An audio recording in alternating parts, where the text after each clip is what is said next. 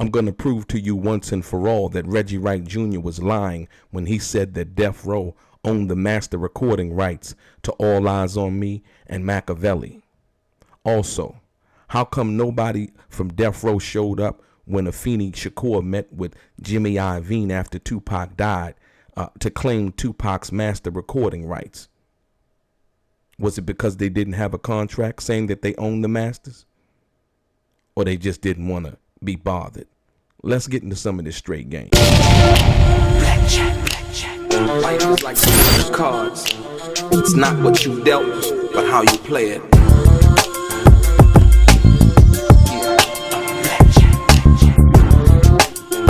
Play each situation correctly. I remember they used to laugh at a brother. Welcome back. It's your boy DELRAY, Richardson, platinum artist, platinum songwriter, Straight Game TV. Thank you for tuning in. I appreciate your time. Do me a favor and hit the thumbs up notification. Subscribe to the channel if you haven't already. Tell a friend. And like I always say, if you're new to the channel and you want to be one of the first people notified when I drop some of this straight game, please do me a favor and hit the bell notification right below this video. I'm going to get right into it. Ladies and gentlemen, there's been this long running thing that Reggie Wright has been running around saying, trying to claim and convince you that Death Row owned the rights to All Eyes on Me and Machiavelli, as well as all of the other albums that had got put out after Tupac died. I'm here to tell you that Reggie Wright doesn't know what he's talking about. I'm going to show you today. I'm going to break it down in layman's terms so that you understand what I'm talking about.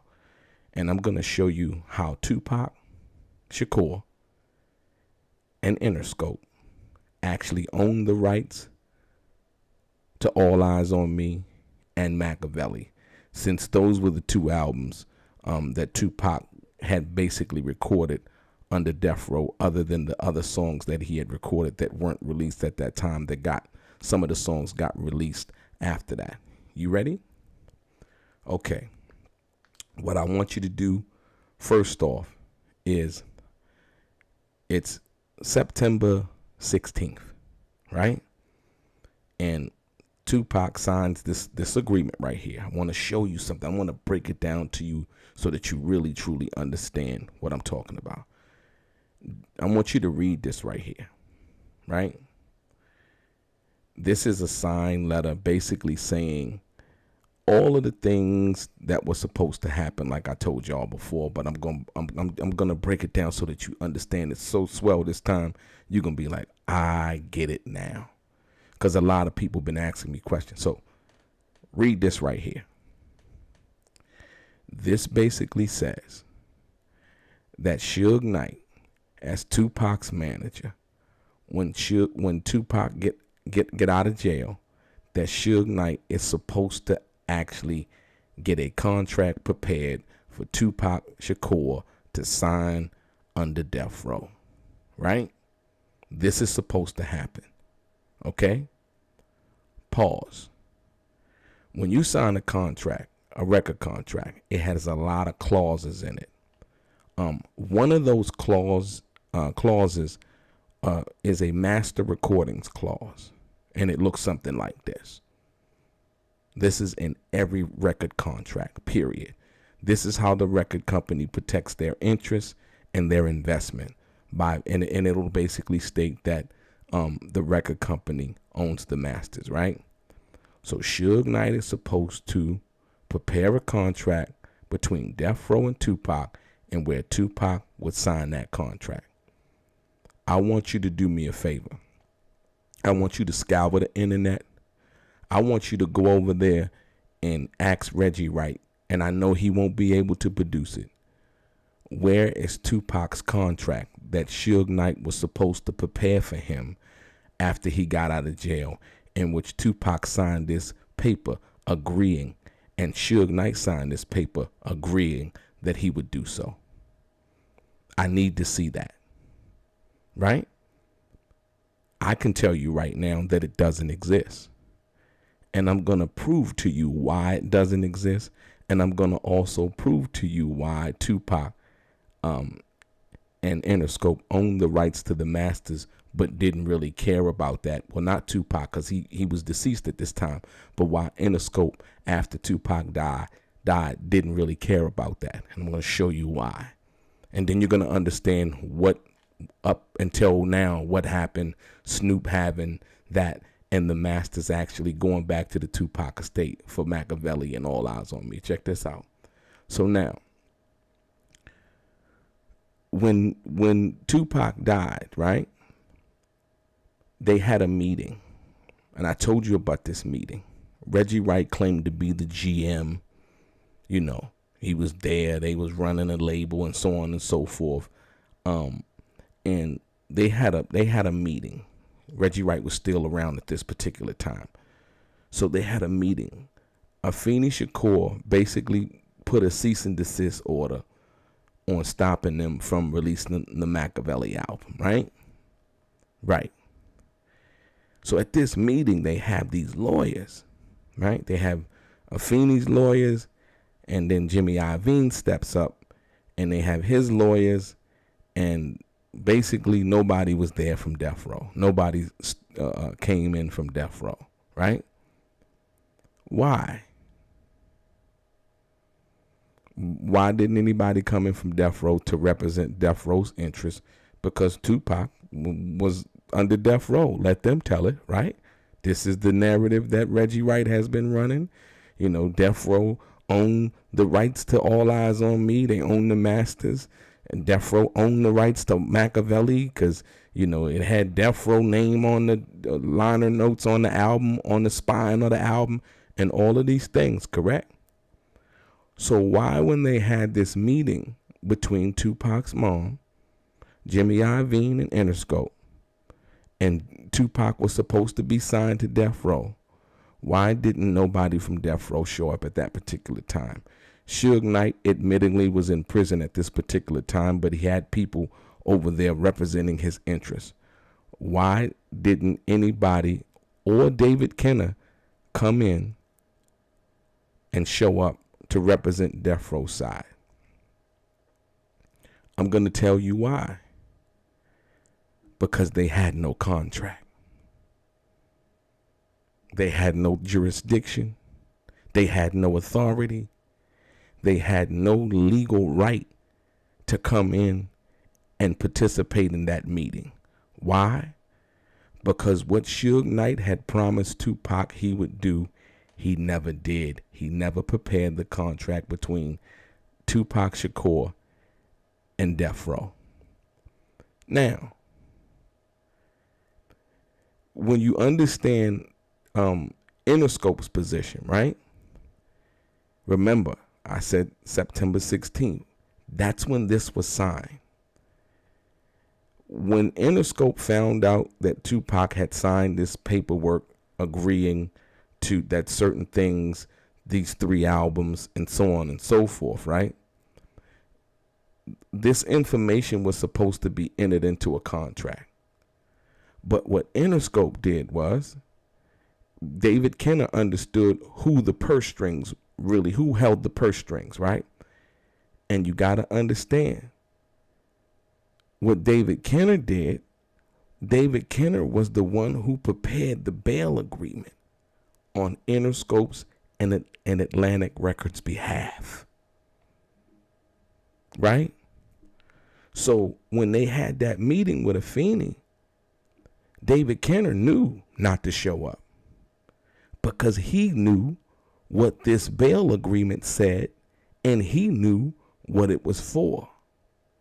And he had been paid to handle this business on Innercope's and Atlantic Records' behalf. So David Kenner already knew. That's why he didn't show up to the meeting with Afeni, Jimmy Iovine, and Innercope and Afeni's attorneys when they were hashing everything out. Right? So David Kenner knew not to show up. And so did the people from Death Row. David Kenner told him to stand down. You don't have a contract.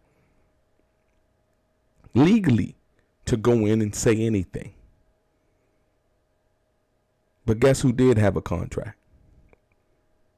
Interscope and Atlantic Records. And everything that needed to be covered in that contract is right here. That would protect their interest, their investment, recouping their bail money.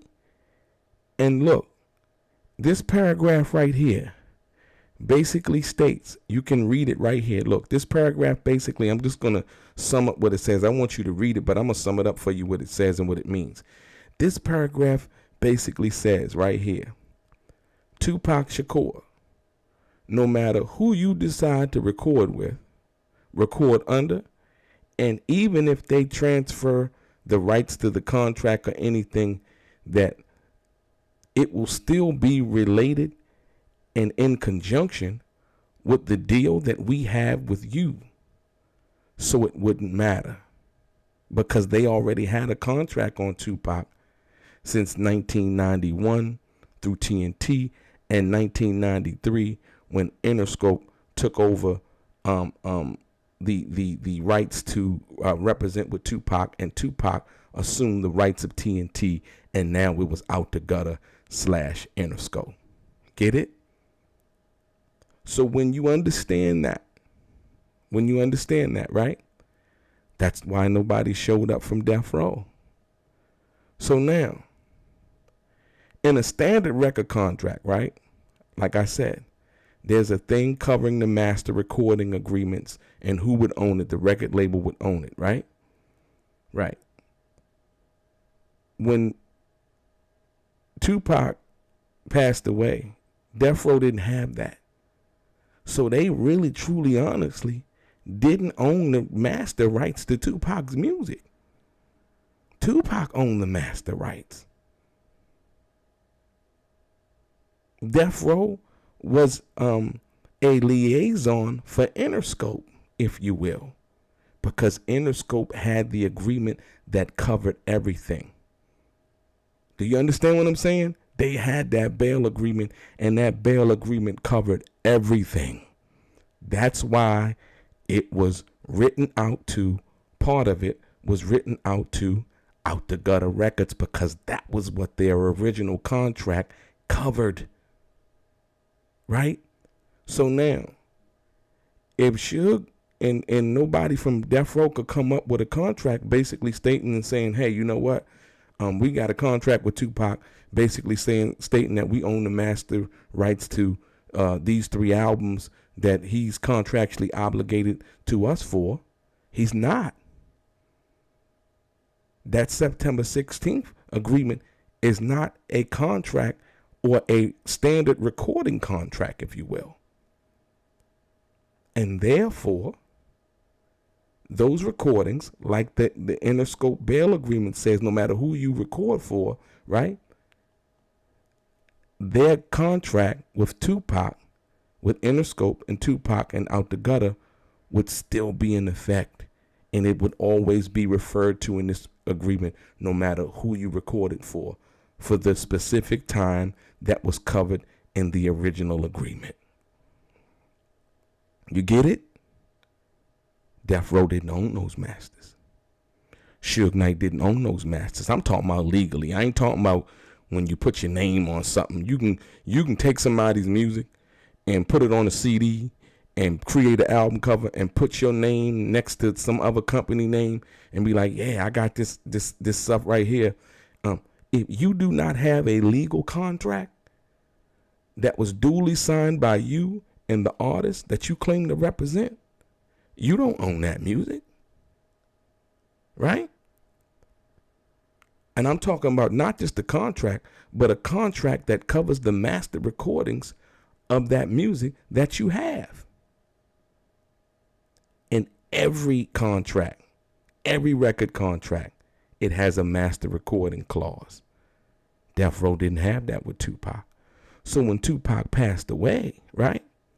Or even while he was living, when 2Pac was arguing with Suge Knight, according to Michael Moore, at the hotel, and 2Pac said, I'm going to cut Machiavelli. And, you know, Suge, you know, you got your money. I'm going to cut Machiavelli. And after I cut Machiavelli, I'm out. I'm done. I don't want nothing else to do with Death Row. Period, right? At that particular time, it was a wake-up call because what Suge was supposed to do, he knew he didn't do.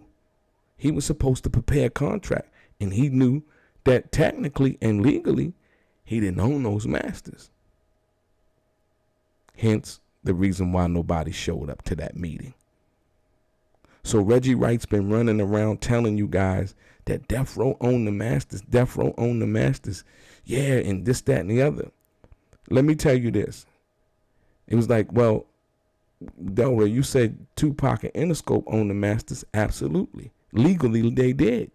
Right? So why, you would ask the question, well, why when 2Pac died, why didn't Innercope claim 2Pac's masters? Or, you know, try to get him. Because guess what? No matter what, Innercope was going to get paid. But you don't understand. And I'm going to show you right now. Basically, Death Row was in debt to Innercope. Here it is right here. Here's the bankruptcy, what they call the creditors, right? The creditors that are owed money when you file for bankruptcy.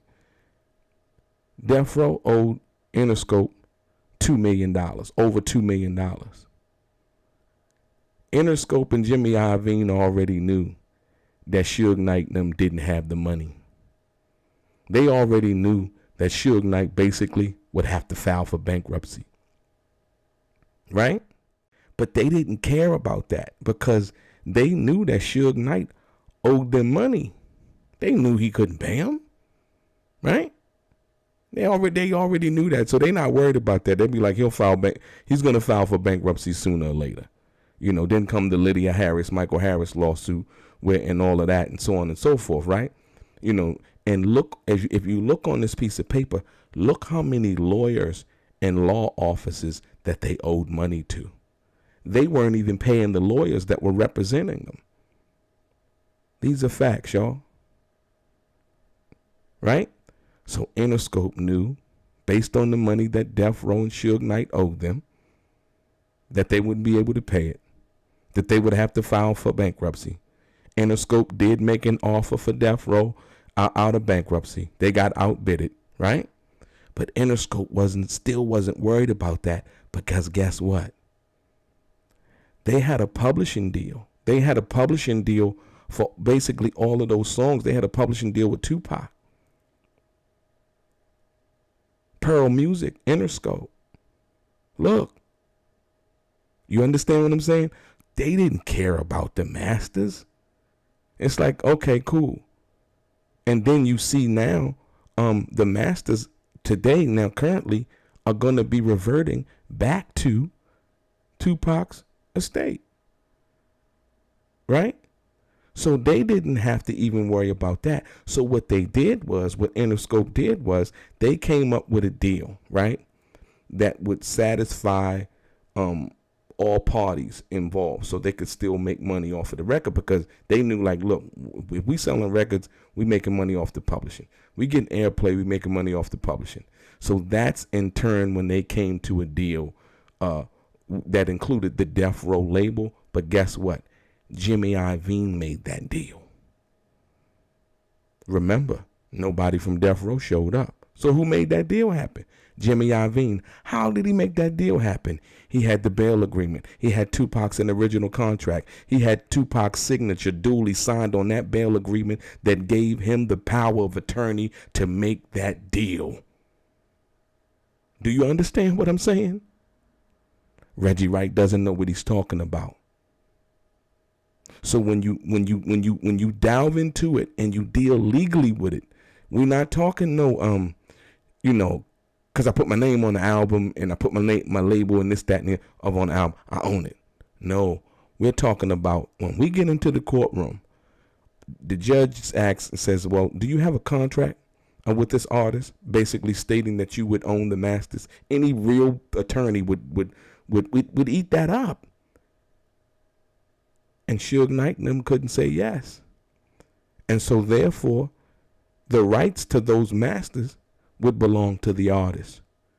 And that's how I know for a fact that Tupac Shakur owned All Eyes on Me and he owned Machiavelli, because Suge Knight did not have a standard record contract with a master recording clause stating that Death Row Records owned the master rights and the master recordings to Tupac's music, period. But you know who did have that? Innercope. But like I told you, Innercope wasn't tripping on that, because they knew, number one, what they knew was Suge Knight and them wasn't paying everybody. They ain't want to be in charge of the masters. They ain't want nothing to do with that, because they said, well, look, we got publishing off of the record. So no matter what, we're going to get paid anyway. You cannot, you can license the master recording of the song, right? You know, if I own the masters, right? Say if I own the master to a record, I can license the master recordings, right? But I still need to go to each and every publisher to get the rights for their particular percentage of whatever song I'm going to license off of that. So no matter what, no matter who owned the masters or who claimed they own the masters or whatever, right? You still got to come to me to get my publishing rights, to use that record in that television commercial, to use that record in that movie, to use Ambitions of a Rider in the movie All Eyes on Me. Get it? And like I said, Jimmy Iovine them didn't want nothing to do with it, because they knew that Suge Knight was in debt to them, as well as other people, but specifically in debt to them for over $2 million. They knew he would have to file for bankruptcy. They knew he wouldn't be able to hold on to that anyway. So no matter whoever came out and won, the people that outbidded Interscope when they put in the bid for Death Row, for the master recordings and things like, whoever outbidded them, they knew that even though they would have gotten the records and or the masters in bankruptcy, they knew that if they licensed the master recordings to anybody, they still would have to come back to us, to Interscope and to 2Pac's family and the estate, to get the rights to use the actual song, because the master recordings and the songs are two different things when you understand this business. That's the reason why. Like I told you, Reggie, Wright, and none of them from Death Row showed up to the meeting. David Kenner didn't show up because he was the one that prepared the actual bail agreement for Interscope and Atlantic Records, and he got paid. He wasn't tripping no more, right? And Mr. Ogletree now was supposedly be representing, this is another attorney representing Tupac at that particular time, right? Yeah. So you need to understand, this is 100% a fact, and you can go to any entertainment attorney or anybody who's proficient in entertainment law and ask them. If you don't have a contract specifically stating that you own the master recordings to an artist's music, do you own it? And the answer would be no. If we're dealing with the law, no, you don't own it. The artist actually still owns that. Your boy DELRAY, straight game.